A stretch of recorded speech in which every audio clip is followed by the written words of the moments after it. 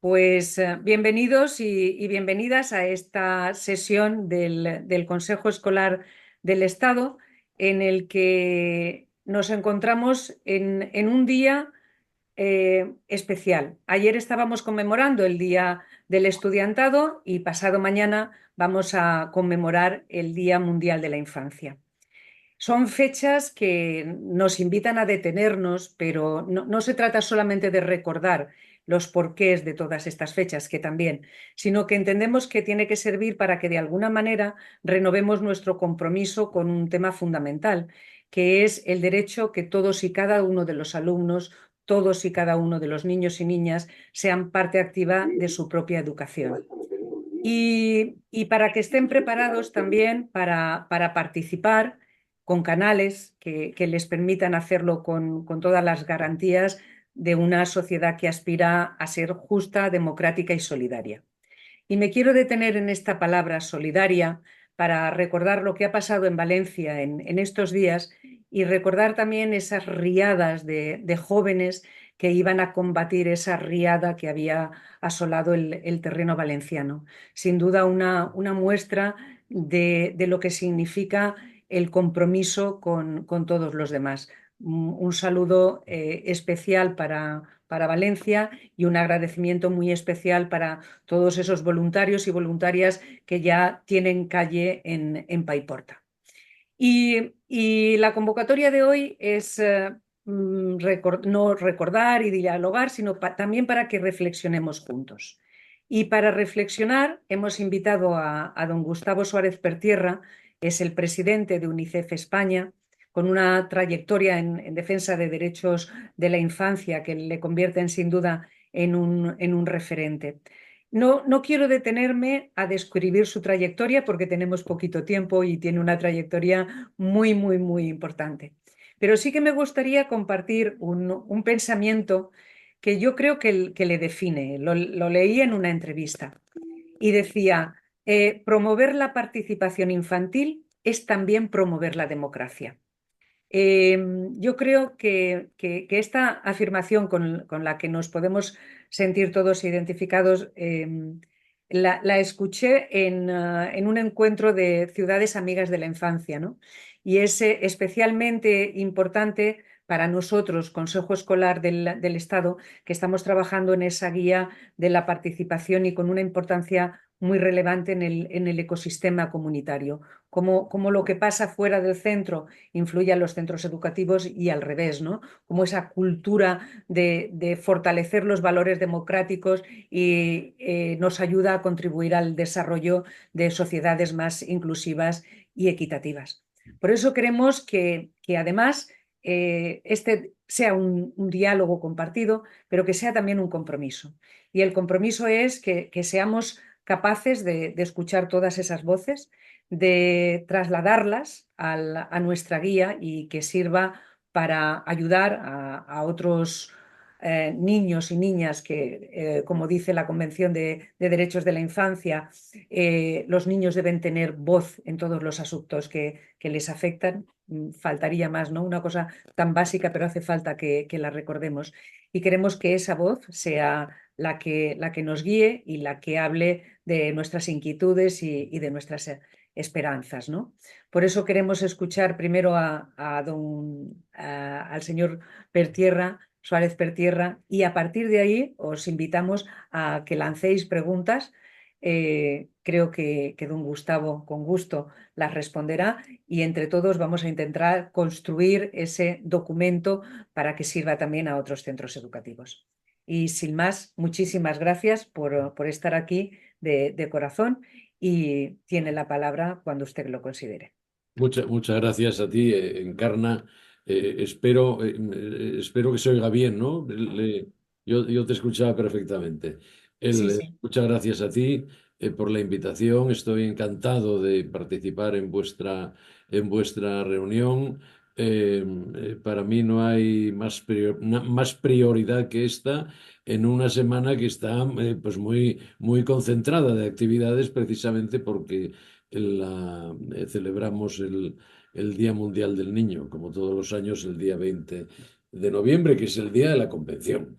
déjame de entrada unirme a tu manifestación de sentimiento por todas las pérdidas y el sufrimiento que hemos eh, todos los españoles sentido y las españolas por la terrible tragedia que ha asolado el Mediterráneo, especialmente la Comunidad Valenciana, también la Comunidad de Castilla-La Mancha y Andalucía.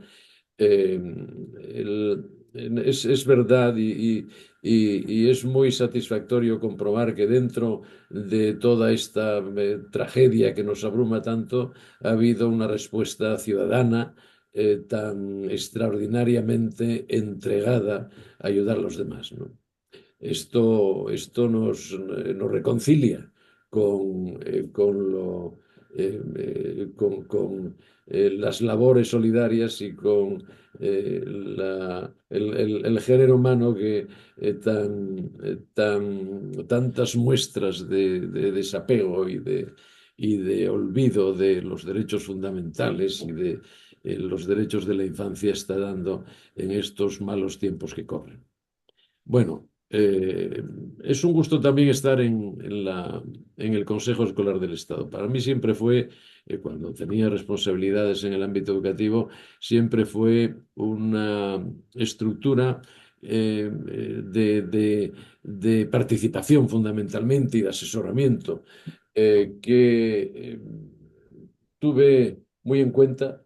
Recuerdo que cuidábamos mucho especialmente los informes anuales, que supongo que se siguen haciendo, creo que eran anuales, los informes del Sí, Consejo Escolar del Estado, alguno he visto después y que eran precisamente como producto de este principio de participación un instrumento extraordinario para pulsar el estado de la educación en España en cada momento y para constituir una guía de acción de los poderes públicos, en este caso el gobierno, ¿no? Bueno, estoy muy contento de estar aquí con vosotros hoy. Me ha pedido Encarna que hable de la convención, celebrando el 35 aniversario de su aprobación. Voy a intentar enmarcar brevemente la convención, hablar un poco quizá para que las cosas no queden en el aire y como ahora se dice, aterrizar los asuntos. Hablar un poco de la situación de la infancia en el mundo en este momento y luego, con mucho gusto, participaré en el diálogo que queráis abrir. Bueno, eh, situémonos en 1989, el año de la convención. Es un tiempo extraordinariamente convulso, es un tiempo donde las tensiones de la Guerra Fría son evidentes. La sensación que hay es que aquello se anuncia un orden nuevo, pero que no acaba de surgir. 1989 es el año, en la primavera de las revueltas de Tiananmen. Los jóvenes no lo recuerdan, pero los que somos un poco mayores sabemos que aquello marcó un antes y un después en la conducción, en la posición, en el orden global internacional de la República Popular China. Y ni más ni menos que en noviembre, precisamente el mes de la convención, cae el muro de Berlín bueno, pues echa abajo todo el orden de la Guerra Fría basado en esta bipolaridad entre Rusia y los países comunistas y los países capitalistas del Occidente. Bueno, pues en aquel momento parece mentira que se hubiera podido producir un acuerdo que se venía gestando desde 10 años antes, un acuerdo entre todos los países para firmar una convención, un tratado multilateral, la Convención de Derechos del Niño, que finalmente tuvo tanto éxito que se ha convertido poco tiempo, pocos años después, en el tratado internacional más ratificado de la historia. Todos los países han ratificado ya el Tratado de la Convención de Derechos del Niño, menos Estados Unidos, por razones específicas, que ha firmado la convención, pero no la ha mandado al Senado para su ratificación. 10 años de trabajo, como digo, que suponen el reconocimiento por primera vez en la historia de la humanidad del papel de los niños como agentes ellos mismos, económicos, sociales, culturales, políticos, civiles. Es un paso extraordinariamente adelante, extraordinario, como digo, en la historia de la humanidad, porque por primera vez se reconoce, y este es el gran cambio de paradigma que produce la Convención, se reconoce que los niños no son un objeto de cuidado y protección, sino que son titulares de sus propios derechos. Derechos que son los derechos de todos, los derechos de los ciudadanos y de las ciudadanas, adaptados obviamente a su edad. Este es el gran cambio de paradigma. Por primera vez la identidad de los niños y las niñas y los jóvenes es una identidad propia, sin intermediación de padres o de la figura de tutores legales. Son titulares de su propio derecho, derechos, de sus propios derechos, como acabo de decir. La Convención, por otra parte, no establece nuevos derechos, sino que declara que los derechos humanos, los derechos de la Declaración Universal de Derechos Humanos, son derechos también de los niños y las niñas.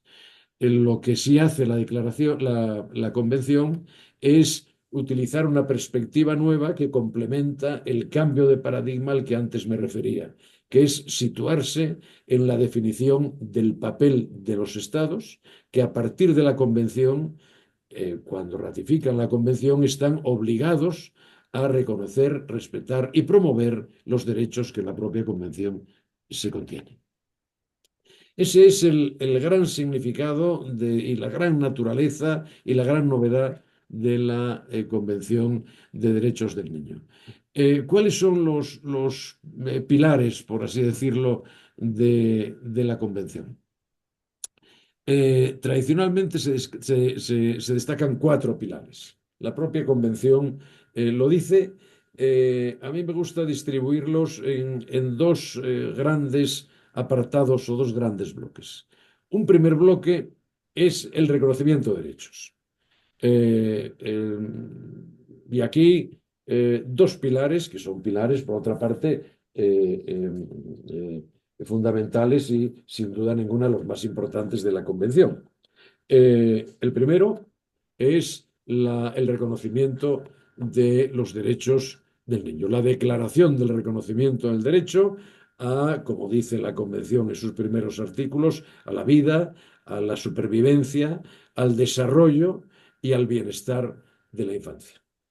Eh, el- el, eh, estos derechos, vida, supervivencia y desarrollo, como decía, tienen una dimensión no solo formal, sino una dimensión cualitativa, porque hacen referencia no solo a la salud física de los niños, sino que hacen referencia a la salud moral, campo en el que la educación tiene su propio acomodo, como luego diré.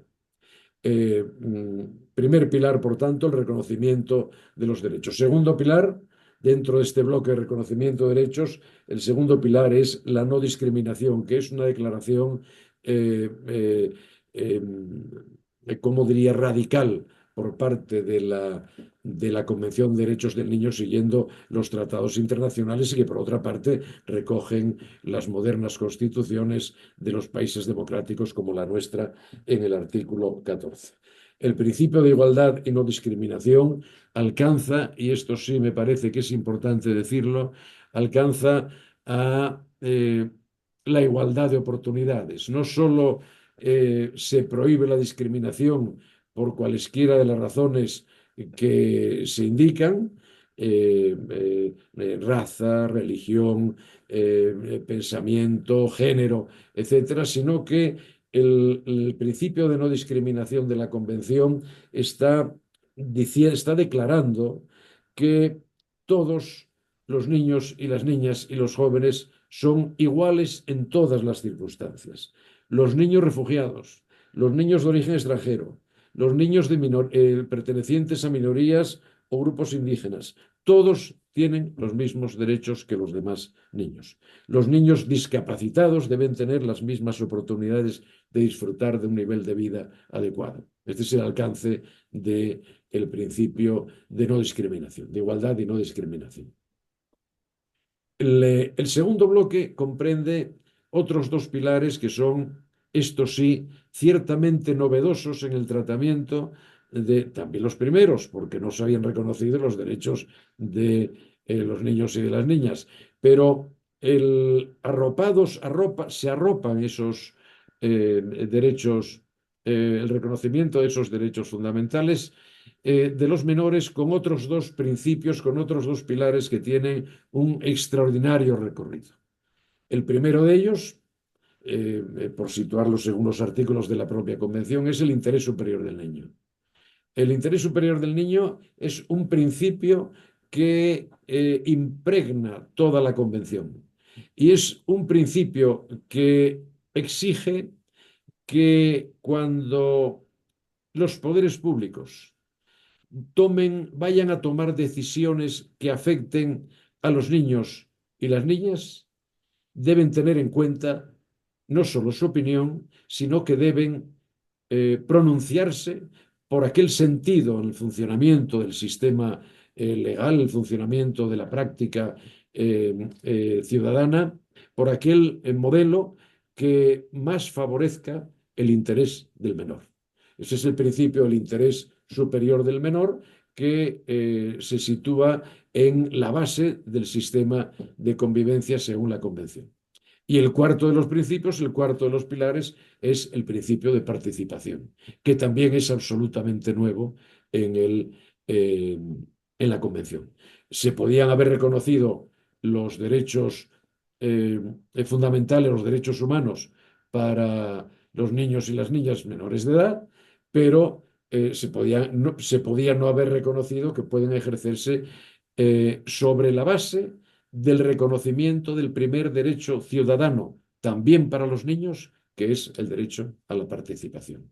Una de cuyas manifestaciones, como antes nos decía Encarna, pues es en el ámbito educativo y la principal, seguramente, en nuestro caso, el Consejo Escolar del Estado.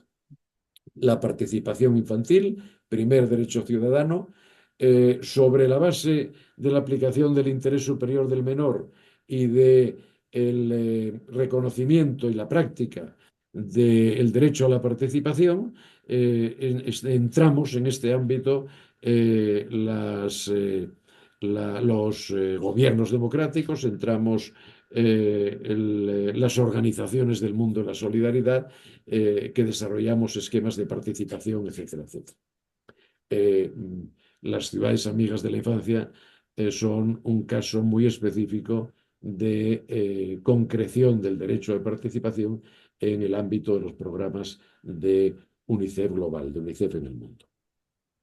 Bueno, esto es la convención, situada en su contexto y sobre la base de sus principios básicos.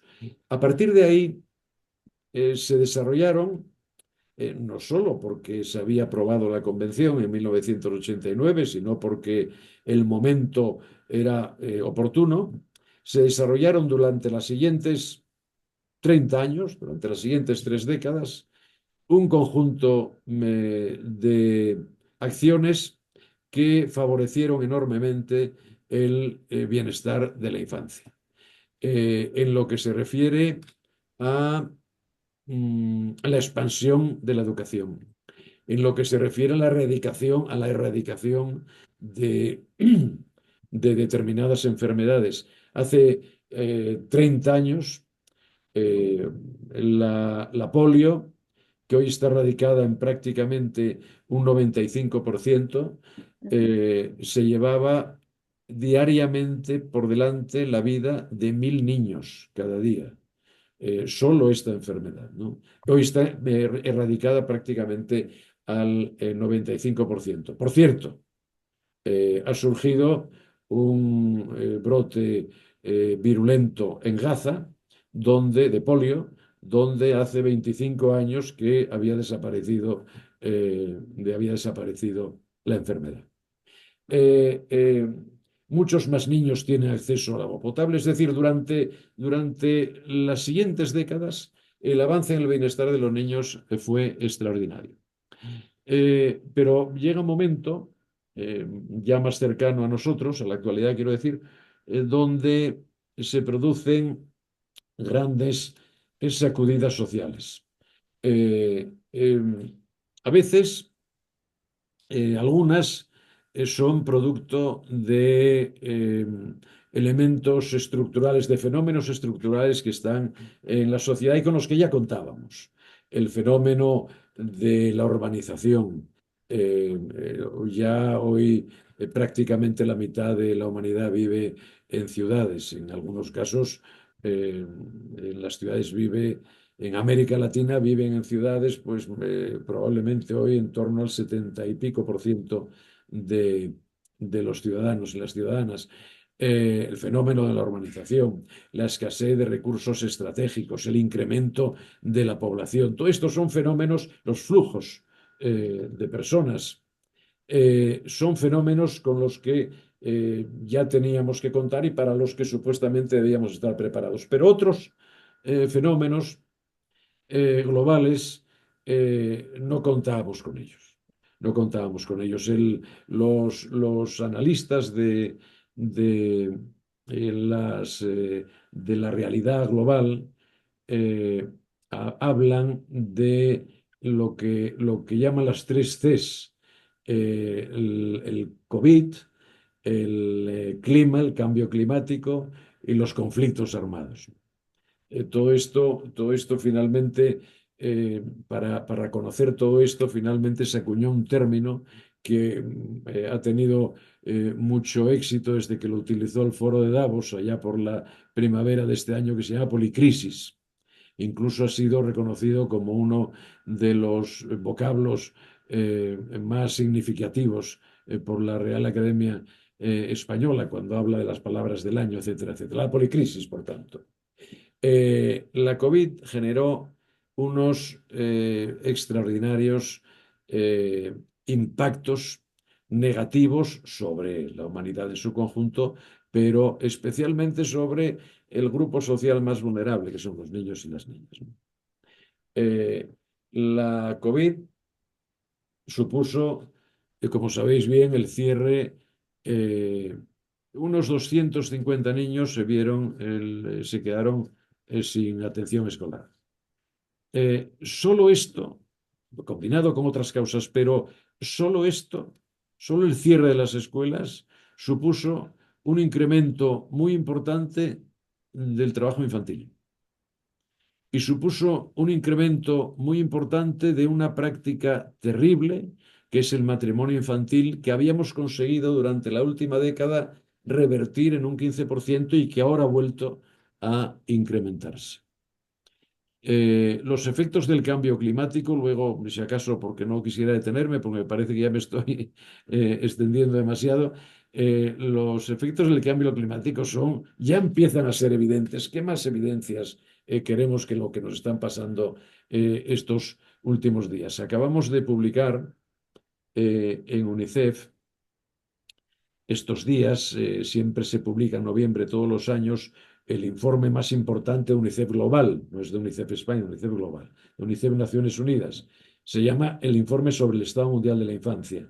Y en este noviembre, el informe ya estará en la calle pues mañana, pasado, en el mes de noviembre, en el informe de este año, una de las grandes tendencias para el futuro que se identifican y que se analizan en materia de problemas que plantean y retos que nos plantean a todos es el cambio climático, que producirá un efecto extraordinariamente potente, eh, con un impacto enorme para el año 2050, que es el horizonte del Informe Mundial de la Infancia al que me estaba refiriendo. Conflictos armados.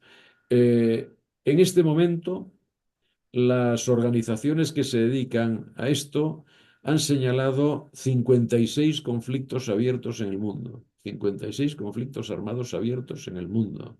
Es una realidad que no se producía desde la Segunda Guerra Mundial, pero con la particularidad en este caso de que están implicados en estos conflictos la mitad, casi la mitad de todos los países del mundo.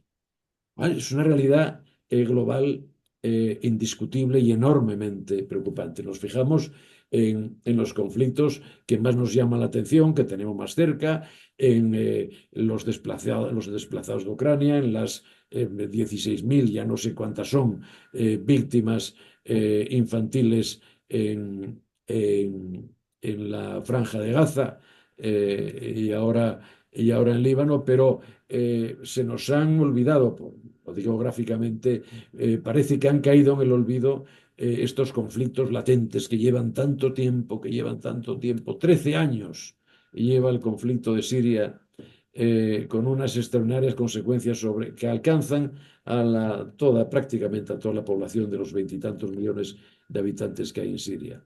En Sudán se combinan una serie de causas para hacer de aquel país un lugar imposible para vivir. En Afganistán es alguna vez he dicho el peor lugar o uno de los peores lugares del mundo para vivir siendo niño, no digamos para vivir siendo niña, ¿verdad? Todo esto parece que son conflictos olvidados, pero que no queda más remedio que tenerlos, como digo, muy presentes. Bueno, consecuencia. A causa de de todas estas realidades o fenómenos, por una parte estructurales, pero por otra parte, producto de la coyuntura, prácticamente todos los parámetros que miden el bienestar de la infancia han tenido una reversión. Desde aquellas décadas de bienestar que a partir de los años 90 comenzaron a producirse, ahora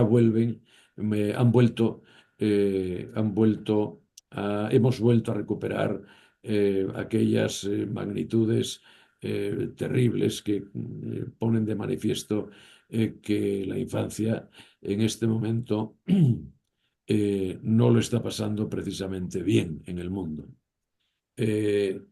Habíamos reducido en todo ese tiempo, a citar un dato más, pero se me alcanza otro ahora educativo, al 1 de cada 5 niños en este momento, a pesar de los avances que habíamos conseguido en términos globales en lo que se refiere a la escolarización en la edad primaria, en la escuela primaria, muy importantes, que nos hacían pensar que llegaríamos pronto al 100% de la escolarización. En estos momentos, 1 de cada 5 niños en edad escolar no va a la escuela. 1 de cada 5 niños de los 2.300, 2.400 millones de niños que hay en el mundo. El dato al que me iba a referir, durante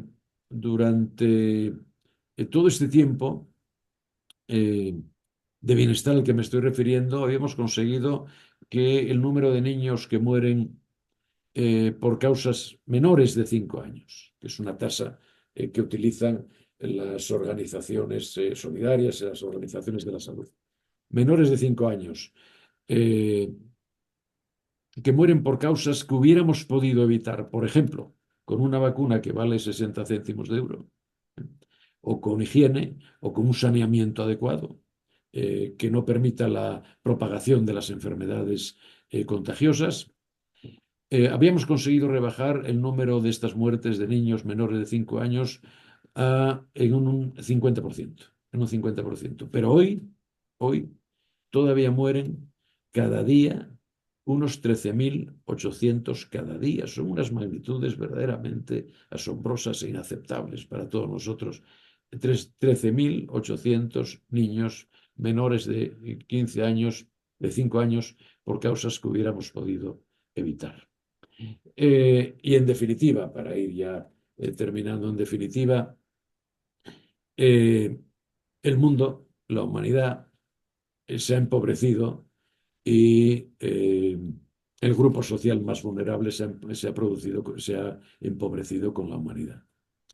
En estos momentos viven en malas condiciones, pasan hambre, eh, eh, viven cerca de la miseria prácticamente la mitad de todos los niños del mundo.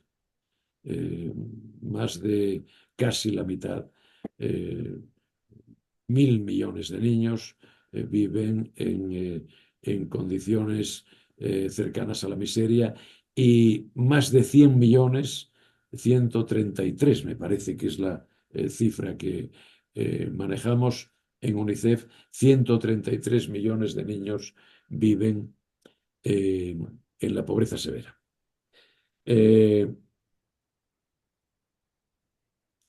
Y los países ricos no son una excepción, no son una excepción.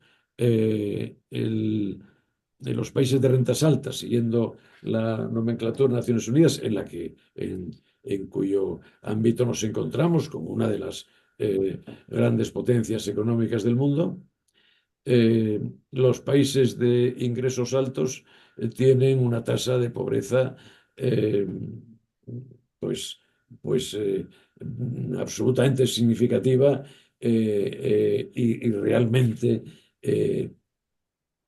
no solo iba a decir inaceptable, pero difícilmente explicable con la potencia de nuestras sociedades y con la posición internacional de nuestros países, ¿no?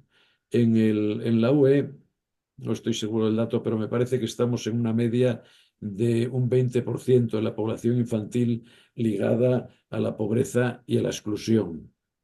No es la pobreza que padecen buena parte de esos 1.000 millones de niños a los que me refería hace un momento, pero es una falta de medios que les permitan tener una vida digna y sin riesgo de pobreza y de exclusión social.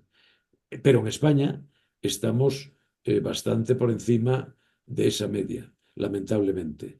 De los 8,2 millones de niños aproximadamente que viven en España, un 28% están en riesgo de pobreza y exclusión, en una cifra, en un porcentaje que en algún momento se ha rebajado, pero que últimamente ha subido.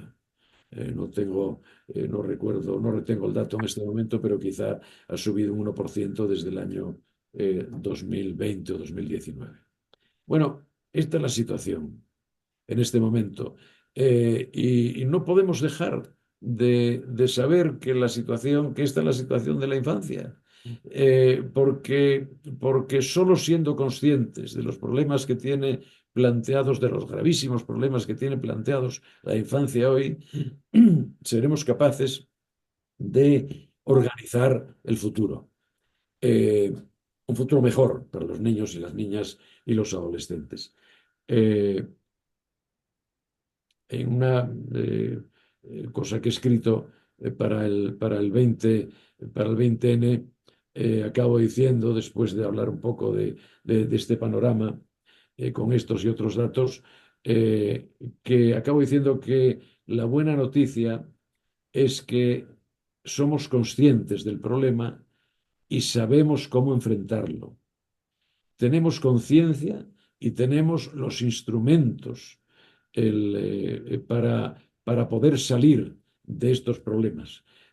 Hace falta decisión, hace falta acción política y acción ciudadana, hace falta compromiso, hace falta poner al día el compromiso que se asumió por parte de todos los países del mundo en 1989 al respaldar los derechos que están aprobados en la Convención. Pero necesitamos esa fuerza para hacer pues lo que hicimos, ni más ni menos que desde la Segunda Guerra Mundial, que es la gran crisis más cercana para la infancia que hemos tenido, crisis con la que nació UNICEF y con la que, por cierto, muchas organizaciones internacionales dieron el gran paso hacia la protección, hacia la búsqueda del bienestar de los niños, que acabó siendo reconocido como un derecho propio en la Convención de 1989. Bueno, me parece, Encarna y amigos y amigas, que ya me he extendido un poco más de la cuenta, pero supongo que de esa manera queda razonablemente marcado el aniversario, el 35 aniversario de la Convención de Derechos del Niño, que viene a ser algo así como la constitución de todos aquellos que nos dedicamos a la infancia, ¿no? Y uno de los pilares básicos también de la acción de los gobiernos que están obligados, que se han obligado con voluntad real y efectiva, como en el caso de España, a vincularse a la fundación y a la convención y a extraer todas las consecuencias de lo que allí se contiene. Pues muchísimas gracias. Es un placer escuchar de una voz de un experto que además ha podido vivir en primera persona todas estas dificultades. Y está bien porque yo creo que nos abre un poco el foco, la mirada, porque estamos hablando de lo mismo. Por ejemplo, el lema del trabajo de este año en el Consejo Escolar es el bienestar de la comunidad educativa, es ver cómo a través de la participación intentamos encontrar ese bienestar, ¿no? Formaría parte de esos dos grandes pilares a los que nos estábamos refiriendo. Pero en cuanto a ampliar el foco, me refiero que muchas veces la mirada la tenemos puesta en lo más cercano y se nos olvida a aquel otro porcentaje que necesita realmente también de nuestro apoyo y de nuestra sensibilidad para seguir ayudando, ¿no? Vivimos a lo mejor con intensidad esos conflictos armados que más nos ponen en la tele, pero claro, la cifra eran 56 conflictos armados en marcha, si no recuerdo mal, ¿no? Y la cantidad de niños y niñas detrás de todos esos conflictos que necesitan también de nuestra ayuda y del compromiso internacional. Sin duda, nuestro ámbito de acción es mucho más reducido, pero creo que concienciándonos eh, podemos ser capaces de llegar un poquito más allá juntos y trabajando por conseguir ese bienestar de todos y todas. Y habíamos dejado este espacio para preguntar, por lo tanto, os invito ahora a que lancéis vuestras preguntas y vamos organizando el diálogo de una manera estructurada. ¿Quién se anima? Yo me animo, yo. Yo lo que pasa es que no encuentro el. Neus. No encontraba la mano, sí. No Vale, encontraba. Pues, pero has encontrado la manera. he encontrado la Adelante, voz, Neus. sí. La verdad es que a mí me sugería hacer preguntas sobre participación, pero con los datos. Bien, para empezar, muchísimas gracias por toda la información y por la charla que nos está haciendo, compartiendo toda la experiencia y toda la información que tiene. Y como decía, tenía previsto hacer unas preguntas sobre participación, pero a raíz de lo que ha ido exponiendo, me he quedado muy, muy preocupada y entonces voy a reformular la pregunta. Y la pregunta sería, mm, tal y como estamos preocupados por fomentar la participación desde los diferentes contextos educativos, tanto los formales como los no formales, y atendiendo a los últimos datos que usted ha estado mencionando en relación a la situación de los niños y niñas en situación de pobreza, ¿cómo podemos o cómo deberíamos orientar nuestras actuaciones para que este fomento de la participación vaya en la línea de trabajar por la equidad y para mejorar la situación de la infancia y la adolescencia en los diferentes contextos y de forma global desde cada uno de nuestros entornos. Gracias. Ujú. Don Gustavo, ¿prefiere que recojamos preguntas y después contestarlas juntas o ir Bueno, respondiendo? quizá alguna más, porque Sí, sí, porque, porque es que si no, como una pregunta me voy a extender mucho. claro, Es bueno, que me conozco.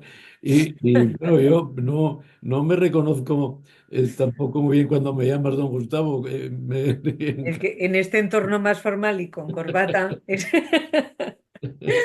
Sí, si me hacéis dos o tres Muchísimas preguntas o gracias. reflexiones y luego contesto y luego seguimos con... Claro que sí. Vamos allá entonces. La siguiente petición de palabra es de Mabel Núñez, es la presidenta del Consejo Escolar de Castilla y León.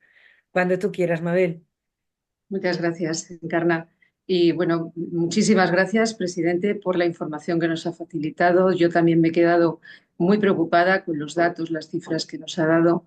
Eh, es increíble que en estos momentos todavía sigamos así o incluso hayamos empeorado en algunos casos, ¿no?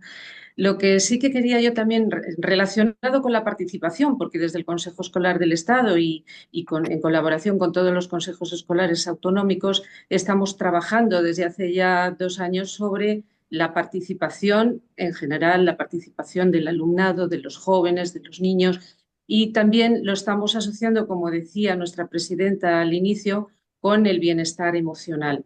Hemos tenido un encuentro recientemente en Santiago de Compostela y hemos realizado una serie de actividades y actuaciones para intentar buscar llegar a una serie de conclusiones que luego queremos recoger en una guía sobre participación que se está elaborando desde el Consejo Escolar del Estado. Me gustaría que nos diese su opinión también sobre la importancia que tiene el bienestar emocional, tanto desde el punto de vista de los ecosistemas formales, informales y comunitarios, que es como nosotros lo estamos trabajando, si es posible. Muchas gracias. Vale. Cogemos otra palabra Muy más. bien, muy Otra bien. Sí, palabra sí. más. Pablo Hurtado. ¿Nos cuentas, Pablo, de dónde vienes? ¿Se me escucha bien? Perfectamente. Ahí estamos. Yo soy del Colegio Santa Teresa de Alicante.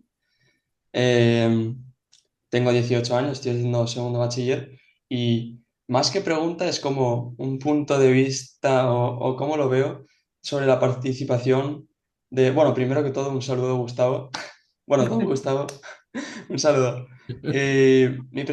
Mi punto de vista es que considero que la participación poco a poco se va valorando bastante más y eso está muy bien, pero al menos yo creo que habrá jóvenes que se identificarán conmigo. Hay veces que la participación, a veces como que cuesta desenvolverse al participar porque ya sea por experiencias anteriores de respuestas de los profesores o medio, no vamos a decir riéndose, pero como que no aceptando una duda, o es como que, aunque estemos aprendiendo, a veces es un problema no entender las explicaciones, cuando en teoría vamos a aprender y a equivocarnos, pero como que la equivocación es como si estuviese mal vista y es como, ¿cómo se supone que voy a aprender si no me equivoco? No lo entiendo.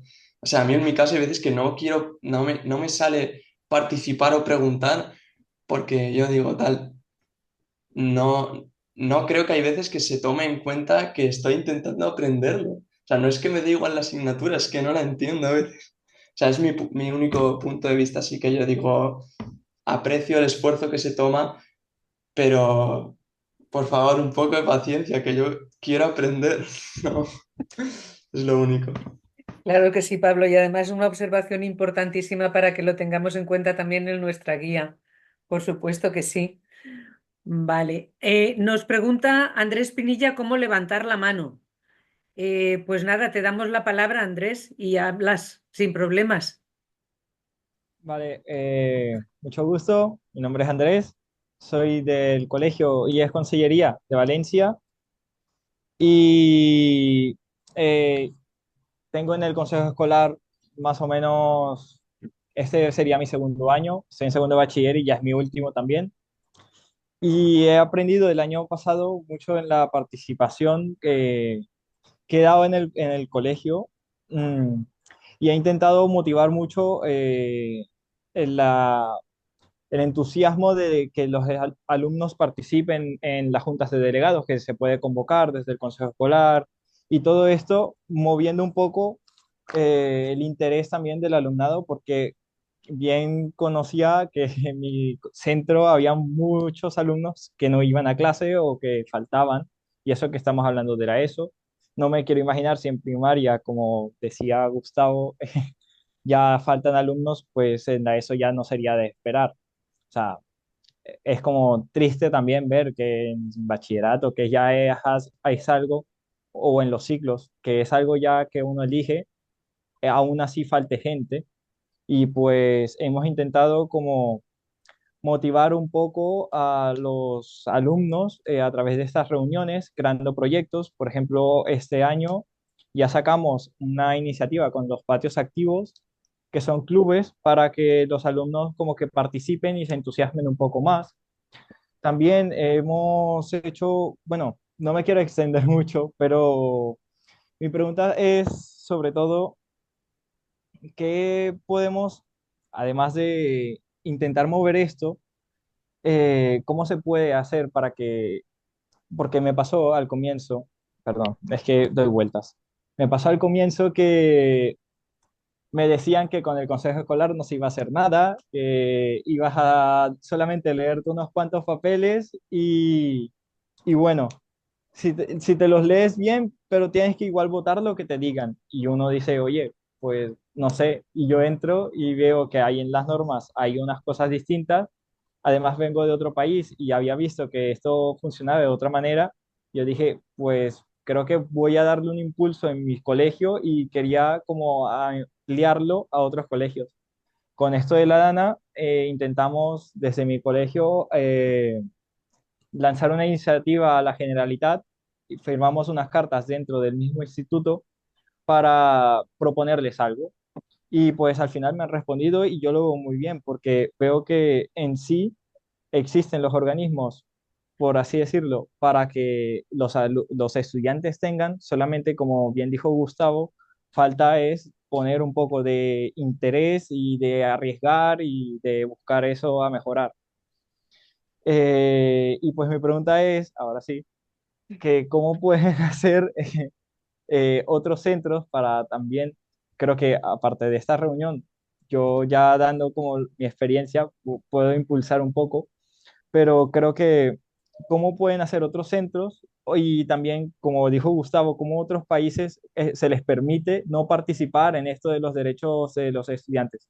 O sea, porque existen algo que es tan bueno y es tan noble para que somos los estudiantes o los niños en sí, este, no se acepte todo el mundo, no quiera participar. Esa es mi pregunta. Muchísimas gracias, Andrés. Tomamos nota de tu centro y de esos patios activos. Estaremos en contacto con Salvador Oliver y con el IES Consellería, por supuesto, para ver también si podemos incorporar vuestros centros a la experiencia. Gustavo, si te Sí, parece, contestamos este bloque y después abrimos otro sí, para sí, que no se alargue más. por supuesto, por supuesto. ¿Sí? Sí, sí, sí. Venga. Bueno, eh, vaya, muy interesante todo lo que habéis dicho, que más que preguntas son reflexiones, ¿no? A las que yo me sumo también. Y lo más importante, todo desde la perspectiva propia de la naturaleza, del núcleo de la naturaleza del Consejo Escolar del Estado, que es la participación. El consejo, yo creo recordar que el Consejo se definía como órgano de participación y asesoramiento de la comunidad educativa, etcétera. Bueno, Ujú. por tanto, me alegra mucho el comprobar que la convención pone en suerte la idea o el principio de participación para que la utilicemos todos, ¿no? Para que lo utilicemos todos. Bueno, Neus me dice, ¿qué podemos aportar a través de la participación para mejorar, así lo he entendido yo, para mejorar la situación de la infancia, ¿no? Aquí, en todos los países, dentro, fuera. Luego haré una reflexión general, pero quizá la dejo para un poco más tarde, porque creo que en el fondo todo va a apuntar a eso, pero luego me referiré al asunto. Eh, bueno, aquí no hay lo que se me ocurre decir, porque no hay recetas mágicas, ¿verdad? Hay que consolidar los instrumentos de participación que tenemos, y extender los instrumentos de participación a aquellos ámbitos en los que todavía no existen o existen de una manera débil. Acaba de decir Encarna, tomamos nota del centro. Bueno, nosotros tenemos unos centros referentes que funciona el programa, quizá lo conozcáis como las ciudades amigas de la infancia. Reconocemos centros referentes en educación de derechos, les damos una, un sello, y en esos centros hay vida, digamos, relacionada con los derechos de la infancia, ¿no? Eh, el- y así se recoge y así se potencia y así se declara. Son un ejemplo para el resto de los centros, eh, que no tienen esa, por la razón que sea, que no se han acogido a esa sensibilidad o que no se han acogido a esa sensibilidad por encima de otras sensibilidades, ¿verdad? Bueno, los órganos de participación tienen, por eso la participación es el primer derecho ciudadano, no sé si lo dije antes, pero así es como está definida la participación. El, eh, los órganos de participación tienen la misión de cambiar impresiones, eh, pero de ejercer influencia.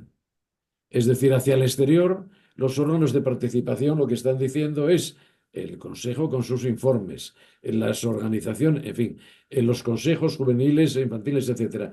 Lo que están diciendo es hagamos con una sociedad más participada, una sociedad bueno, más democrática, por seguir la expresión que recuperó antes Encarna de una intervención mía.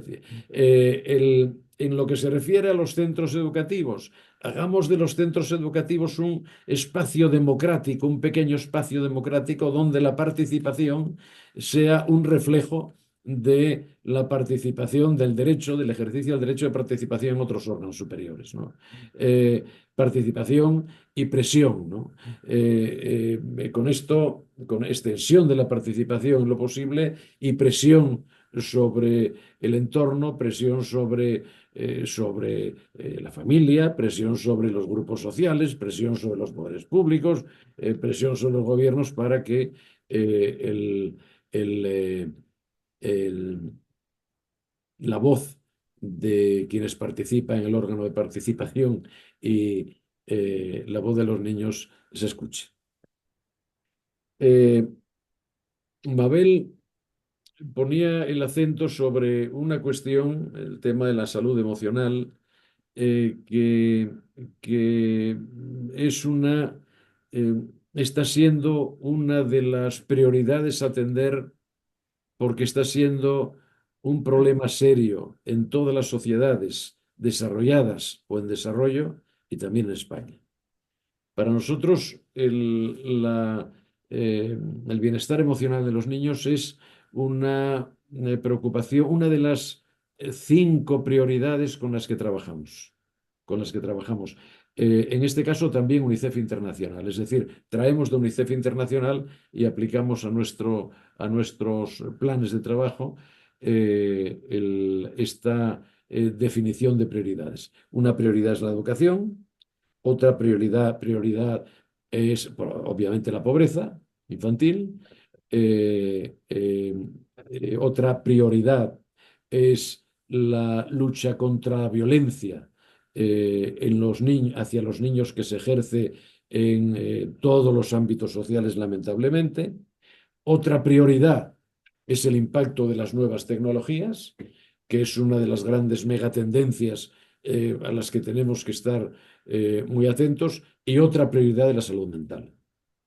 Porque en nuestras sociedades, sometidas especialmente, los más vulnerables, sometidas a tantas influencias externas, algunas producto del desarrollo y que son positivas para empoderar a los niños, pero otras que pueden constituir verdaderos riesgos para ellos, pueden llegar a generar problemas de salud mental que hasta hace poco tiempo no teníamos en cuenta suficientemente, quizá porque trabajábamos con el estigma de la salud mental, es decir, procurábamos nosotros mismos y que nuestros hijos, no decir que nuestros hijos tienen un problema mental que puede no ser una enfermedad diagnosticada, pero que puede ser una enfermedad diagnosticada de mayor o menor gravedad. En cualquier caso, que hay que ponerle atención, especialmente a aquellos que más sufren.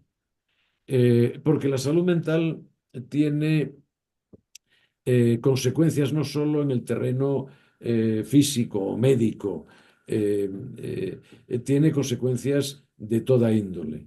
Si no hay bienestar emocional, no hay éxito en los estudios. No hay aprovechamiento en los estudios, quiero decir. Si no hay bienestar emocional, no hay socialización.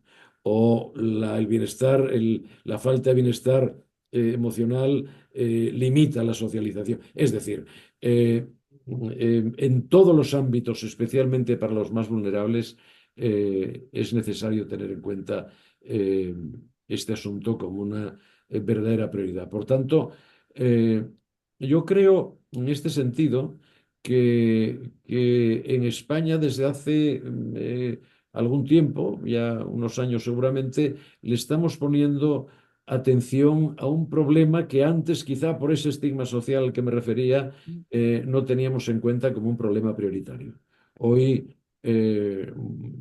bueno, eh, desde la creación de la especialidad de psiquiatría infantil, hasta los planes sobre salud mental que está desarrollando el gobierno central, los gobiernos de algunas comunidades autónomas, hasta la preocupación social que se pone de manifiesto en esas reuniones a las que se refería Mabel. Pablo y Andrés, lo que me parece que han hecho es valorar la participación en sus centros. Es decir, poner de manifiesto cómo la participación en los centros les ayuda a vivir mejor el centro educativo y en definitiva, formarse mejor. Y aquí viene la reflexión a la que antes me quería referirme. La convención, la convención que dedica un par de artículos perdón, a la educación, considera que la educación es un derecho clave tanto en el plano social como en el plano cultural y que desarrolla un papel importantísimo para la reducción de las desigualdades y para conseguir el bienestar de los niños y el desarrollo. Establece además la Convención la obligatoriedad de educar de modo que los niños, las niñas y los adolescentes conozcan sus derechos y que sean capaces de ejercerlos. Pero más allá de los aspectos jurídicos de la Convención, el tratamiento de los derechos en el tratado, hay un horizonte que convierte a los derechos humanos, a los derechos del niño, en principios éticos perdurables y en normas internacionales de general aplicación. Y esto, donde se aprende, se aprende en la familia, se aprende en el grupo social de referencia, pero donde se aprende también es en los centros educativos. Y lo que tenemos que conseguir de la mano de extrayendo todas las consecuencias de este pilar de participación, lo que tenemos que conseguir es que los centros educativos se conviertan en espacios de ejercicio de los derechos a través de la participación. Es decir, que desde que el centro educativo pase de considerar los derechos como un elemento de enseñanza o de aprendizaje a situar los derechos como un elemento de ejercicio y, por tanto, de progreso dentro del propio centro educativo. Y esto conecta con, no es que esté trabajando para casa, pero me permite conectar con una de nuestras preocupaciones dentro de ese ámbito, las prioridades a las que antes me refería, que es el programa de educación en derechos que estamos desarrollando. Ya hay en España 258 centros, más de 120.000 estudiantes y del orden de 10.000 profesores que pasan por estos centros que tienen el marchamo de centros de referencia, que lo que hacen es intentar convertir su centro en un espacio de ejercicio y aprendizaje, pero de ejercicio de los propios derechos humanos de los niños a través del principio de participación. Me parece que esa es una referencia muy importante que puede constituir, seguro que muchos de los consejos han reflexionado sobre esto y que muchos de los vocales de los consejos conocen esta iniciativa que es de UNICEF Internacional, no solo UNICEF España, pero el gran paso ahora sería la extensión de ese modelo para que nuestros centros educativos se conviertan en esas pequeñas ciudades democráticas a las que me refería. La semana pasada me pidieron desde la Comisión de Educación del Congreso de los Diputados que expusiéramos el sistema de educación en centros referentes y bueno, tuve ocasión, y estará en las actas del Congreso, tuve ocasión de expresar cuáles son los planteamientos que en definitiva he intentado resumir con esta reflexión última y los retos a los que estamos sometidos si queremos convertir la Convención en una guía de nuevo desde la renovación del compromiso con la misma para conseguir avanzar en el bienestar de la infancia. Esto es lo que se me ocurre decir, Encarna, sobre las reflexiones que habéis hecho.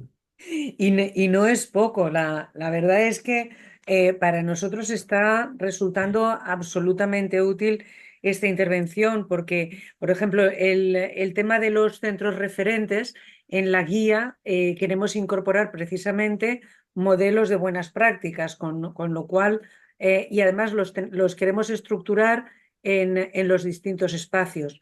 Con lo cual, el tener de partida ya todos esos centros para nosotros es un trabajo importantísimo.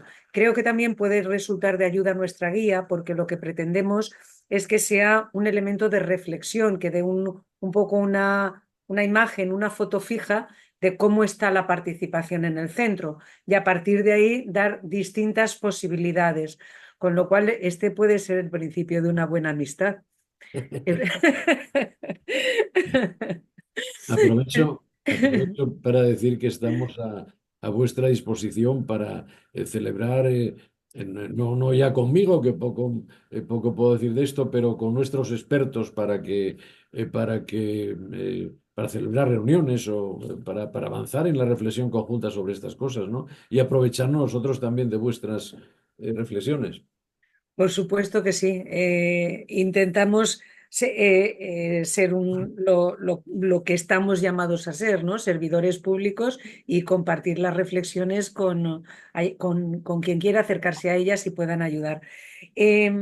Había pedido la palabra Rocío Briet antes de que cerrásemos la sesión. ¿Te parece bien? ¿Tienes 5 minutos para que la Sí, por escuchemos? supuesto, por supuesto. ¿Sí? Pues Rocío, si quieres. Hola, buenas tardes. Yo soy Rocío, vengo de FAEST, que es la Federación de Alumnos y Estudiantes Progresistas de España. Y bueno, mi compañero Nexus y yo, que también está conectado, habíamos estado intercambiando algunas ideas de qué era lo que le podíamos preguntar, que sí que es verdad que a lo largo de la exposición ha ido usted resolviendo nuestras dudas. Compartimos con nuestros compañeros que han intervenido anteriormente toda la preocupación acerca de la participación estudiantil en todos los órganos que se dedican a la misma, porque sabemos y conocemos de primera mano que los porcentajes son bajos, entonces también nos preocupa el hecho de cómo incentivarla, cómo ayudar a la gente a participar. Y luego también nos gustaría preguntarle cómo podemos conseguir que todo lo que se aprende, ¿no?, en las ciudades amigas de la infancia también pueda volcarse en las asociaciones estudiantiles y pueda tener un reflejo en las mismas. Muchas gracias. Eh, mm, si te parece bien, Gustavo, contestamos si no hay ninguna otra pregunta. Muy bien. ¿Sí? Sí, Venga. sí. Bueno, yo creo que todo esto, Rocío, está conectado, ¿no? Está conectado. Bueno, la prueba es que eh, eh, a ver, muchos de vosotros, o seguramente muchos de vosotros, pienso que procedéis o que participáis en los consejos de participación municipales, que al abrigo de las ciudades amigas de la infancia, donde ya viven me parece que un poco más de la mitad de los niños y jóvenes españoles. Por tanto, hay un buen ejercicio de la participación, sin perjuicio de que siempre nos parecerá poco, ¿no? Porque es un elemento fundamental de la vida ciudadana. Eh, Hay que conectar esos espacios, sin duda ninguna. ¿Cómo? Pues no sé, desde un punto de vista, no sabría decir desde un punto de vista técnico, pero sí desde el punto de vista de la reflexión teórica, es necesario el aplicar los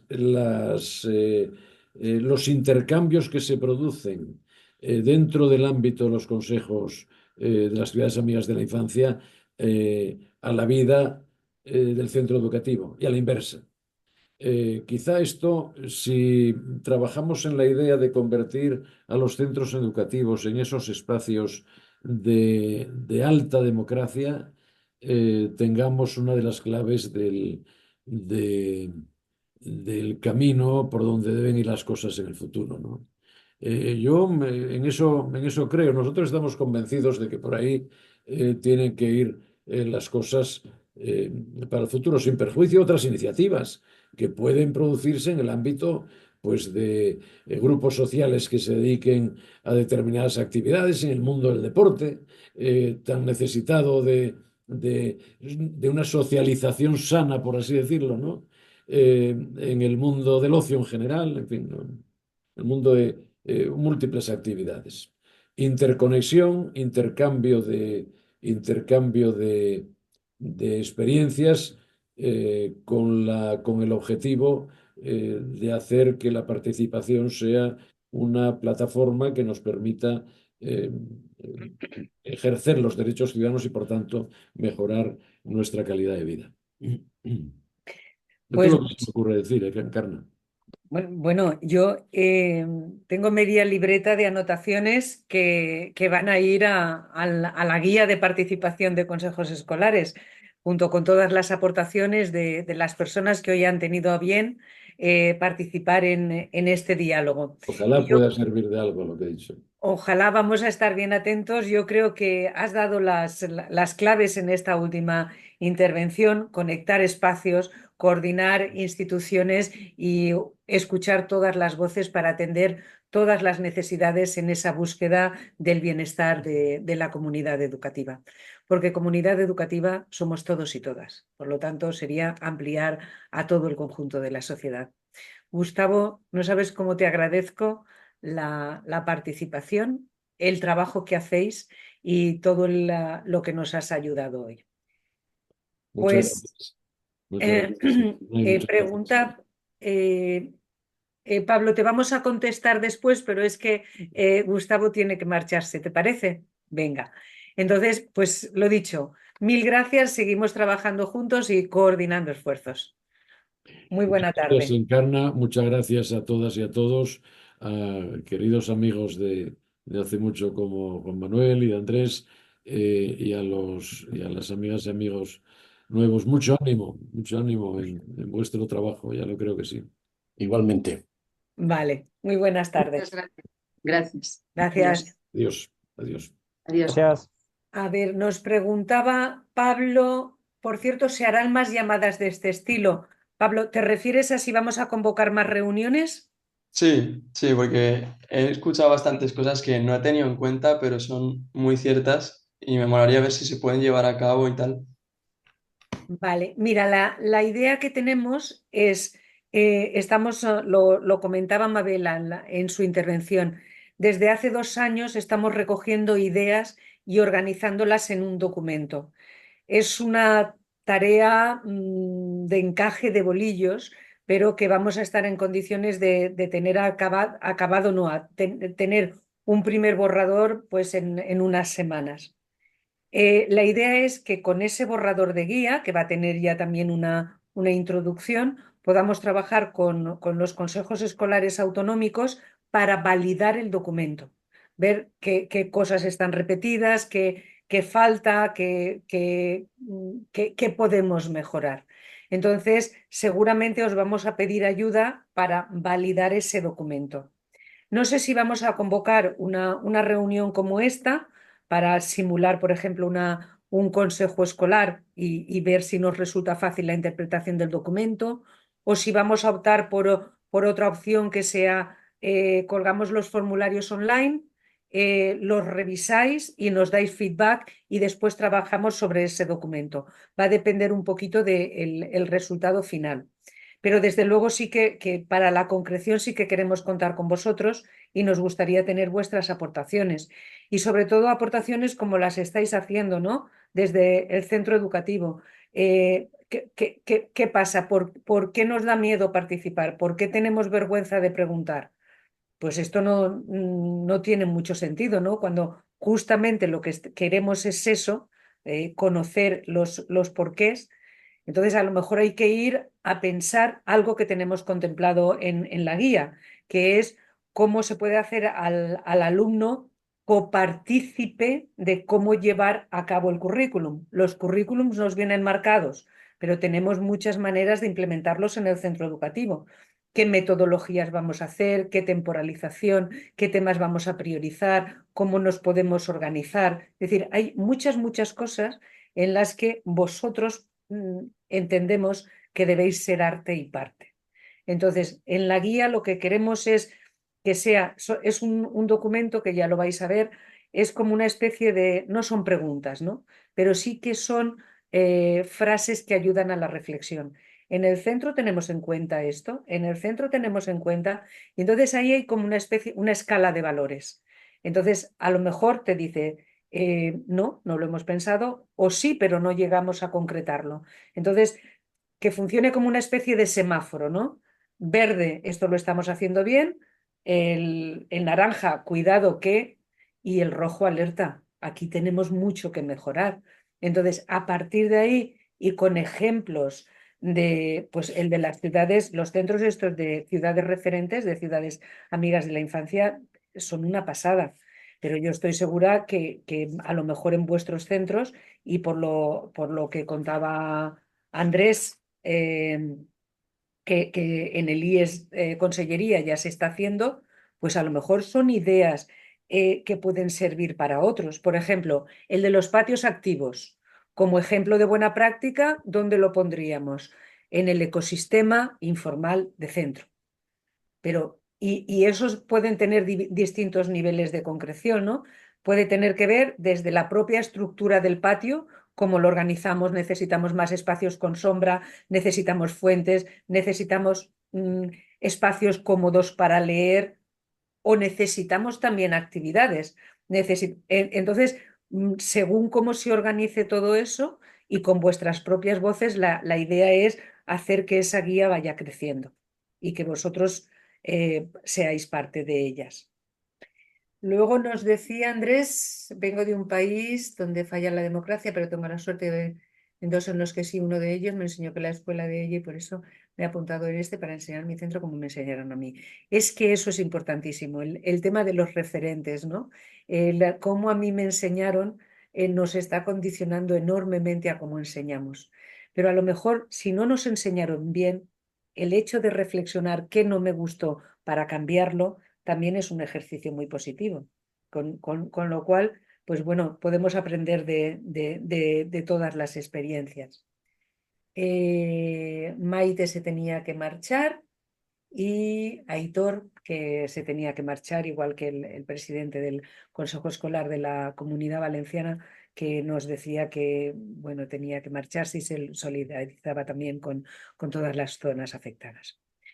Pues no sé si tenéis alguna cosa más que apuntar, ¿no? Solamente que contamos con vosotros. ¿Sí? Pues efectivamente vamos a contar con vosotros porque en definitiva sois los presidentes de consejos escolares autonómicos, aquellos que podéis influir mucho, ¿no? Con los informes, con las recomendaciones, sin duda recopilando también las voces del alumnado y vosotros los que estáis... iba a decir formarnos nos estamos formando todos cada día, ¿no? Pero los que todavía estáis en esa fase de educación reglada, que tantas cosas nos podéis enseñar. Así es que, pues lo dicho, muchísimas gracias. Vamos a seguir pidiéndoos el favor de que nos regaléis vuestras voces para intentar, en la medida de lo posible, hacer de este mundo pequeñito, pero también del otro más grande que nos gusta, nos planteaba el presidente de UNICEF España, un mundo un poquito mejor. Mil gracias y cuidaos mucho y mucha suerte. Nos vemos pronto. Gracias a ti, Encarna. Gracias. Muchas gracias. Gracias, hasta luego. Gracias, Muchas gracias.